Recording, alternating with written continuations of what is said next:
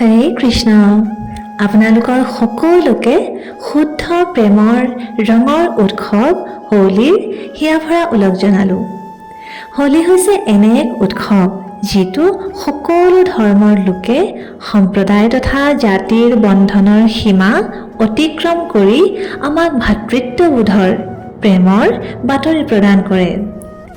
এই দিনটোত সমস্ত তিতাকেহা পাহৰি ব্যক্তিয়ে এজনে আনজনক আলিংগন কৰে, ৰং সানি এই উৎসৱৰ আনন্দ লয়।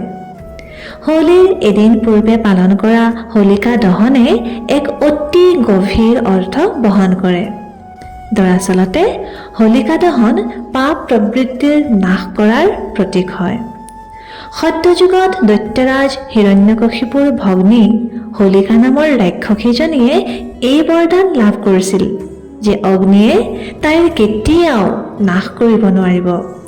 সেইবাবে হিৰণ্যকশিপুৰ পুত্ৰ তথা ভগৱান শ্ৰীবিষ্ণুৰ প্ৰিয় ভক্ত প্ৰহ্লাদ মহাৰাজক মাৰি পেলোৱাৰ মানসেৰে যেতিয়া তেওঁক লৈ হোলিকা অগ্নিত বহি পৰিল, তেতিয়া তাই নিজেই সেই অগ্নিত ভস্মীভূত হৈ পৰিছিল। সেইবাবে আজিও আমাৰ দেশত হোলীৰ অগ্নিত প্ৰাৰ্থনা কৰা হয় যে যিদৰে হোলিকাৰ দুষ্টতা কপটতা অগ্নিত নাশ হৈ পৰিছিল, ঠিক সেইদৰে আমাৰ ভিতৰৰ পাপ প্ৰবৃত্তি যিদৰে স্বাৰ্থ অহংকাৰ লোভ আদিৰো দহন হৈ যায় যেন, যাৰ দ্বাৰা আমি ভগৱানৰ প্ৰতি পূৰ্ণৰূপে শৰণাগত হ'ব পাৰোঁ। হোলীৰ উৎসৱে দৰাচলতে ভগৱানৰ নিজ ভক্তৰ প্ৰতি থকা ভক্ত বৎসলতাক দৰ্শায়। শ্ৰীমদ ভাগৱতত উল্লেখ আছে যে ৰাক্ষস পৰিয়ালত জন্মগ্ৰহণ কৰা প্ৰহ্লাদ মহাৰাজ ভগৱানৰ সৰ্বশ্ৰেষ্ঠ ভক্তগণৰ মাজৰ এজন। তেওঁৰ পিতা অসুৰৰ ৰজা হিৰণ্যকশিপুৰ জীৱনৰ মুখ্য উদ্দেশ্য কেৱল ইয়ে আছিল যে সমস্ত ব্ৰহ্মাণ্ডত বিজয় প্ৰাপ্তি কৰা আৰু ব্ৰহ্মদেৱৰ পৰা অমৰ হোৱাৰ বৰদান লাভ কৰি তেওঁ নিজকে ভগৱান জ্ঞান কৰাৰ ভুলটো কৰি পেলালে। হিৰণ্যকশিপুৰ আদেশ আছিল যে তেওঁৰ ৰাজ্যত ভগৱান শ্ৰীবিষ্ণুৰ পূজা অৰ্চনা অথবা তেওঁৰ স্তুতি যিকোনো পৰিস্থিতিতে একেবাৰে কোনেও কৰিব নোৱাৰিব।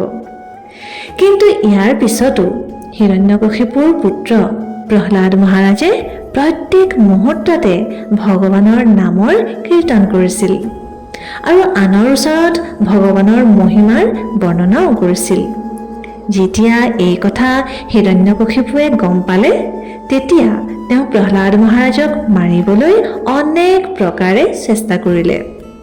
কিন্তু প্ৰত্যেকবাৰেই ভগৱানে নিজৰ প্ৰিয় ভক্ত প্ৰহ্লাদ মহাৰাজক ৰক্ষা কৰিলে।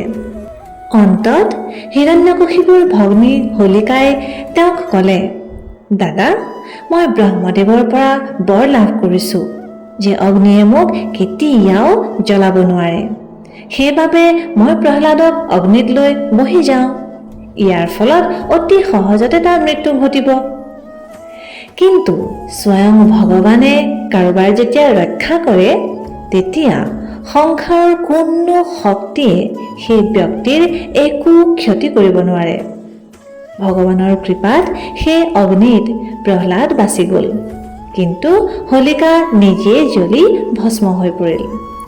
আজিও এই লীলা স্মৰণ কৰি অশুভৰ ওপৰত শুভৰ বিজয় পালন কৰি হোলীৰ এই উৎসৱ পালন কৰা হয়। আৰু সেইবাবে দৰাচলতে হোলীৰ বাস্তৱিক অৰ্থ কেৱল পৰস্পৰক ৰং সনাই নহয়, বৰঞ্চ ই মনৰ আৱৰ্জনাবোৰ ধুই শুদ্ধ প্ৰেমক গ্ৰহণ কৰাৰ এক বিশেষ উৎসৱ। যিদৰে ব্ৰজবাসীসকলে নিজৰ আৰাধ্য দেৱৰ সৈতে সম্পূৰ্ণ নিষ্কপট তথা সৰল ভাৱেৰে এই উৎসৱ পালন কৰে, ভগৱানৰ কৃপাত সেই একেই সৰলতা তথা মধুৰ ভাৱ আমাৰো জীৱনত থাকে যেন। ভগৱানে আমাৰ সকলোৰে ঘৰ সুখ শান্তি তথা সমৃদ্ধিৰ অটুট ৰঙেৰে ভৰাই তোলে যেন। আচাৰ্যগণে কয় যে হোলীৰ উৎসৱ নিজৰ প্ৰিয়তমৰ সন্মুখত নিজকে নিম্ন স্তৰৰ বুলি সাব্যস্ত কৰাৰ উদ্দেশ্যে পালন কৰা হয়। এয়া হৈছে হোলীৰ শ্ৰেষ্ঠ ভাৱ। আমি সকলোৱে এই ইতিহাসলৈ লক্ষ্য কৰি এই হোলী পালন কৰিব লাগে। এয়া হৈছে ৰাধা কৃষ্ণৰ প্ৰেমৰ প্ৰতীক আৰু ইয়াত পৰম ভগৱানে নিজকে নিজৰ প্ৰিয়তমা ৰাধাৰাণীৰ ওচৰত নিম্ন প্ৰতিপন্ন কৰিব খোজে, নিম্ন স্থান গ্ৰহণ কৰিব খোজে আৰু সেইবাবে তেওঁ ক্ষমা খোজে, চৰণত পৰে, তেওঁক উপহাৰ দিয়ে। সেয়া ফাগ বুলি কোৱা হয়। তেন্তে হোলীৰ এই পবিত্ৰ উৎসৱত আহক আমি সকলোৱে মিলি প্ৰাৰ্থনা জনাওঁ যে আমাৰো যেন আসুৰিক প্ৰবৃত্তি, বদ অভ্যাস, উদাহৰণস্বৰূপে ক্ৰোধ, দ্বেষ, ঘৃণা, অহংকাৰ ইত্যাদিৰ দহন হৈ পৰক আৰু আমাৰ হৃদয়ত ভগৱানৰ প্ৰতি থকা ভক্তি, যি এতিয়া সুপ্ত অৱস্থাত আছে, সেয়া জাগৃত হৈ পৰক। এই পবিত্ৰ উৎসৱত আমাৰ এয়াই প্ৰাৰ্থনা যে আমাৰ জীৱনৰ সকলো বাধা দূৰ হওক তথা ভক্তিৰ সেই অনুপম ৰং যেন আমাৰ হৃদয়ত চিৰদিনৰ বাবে অংকিত হৈ পৰে আৰু কেতিয়াও সেয়া যেন ম্লান নপৰে। আহক আমি সকলোৱে মিলি এই উৎসৱ সেই একেই শ্ৰদ্ধা তথা উলাহেৰে পালন কৰোঁ, যিটো আমাৰ সংস্কৃতি তথা পৰম্পৰাত সন্নিৱিষ্ট হৈ আছে। ধন্যবাদ। হৰে কৃষ্ণ।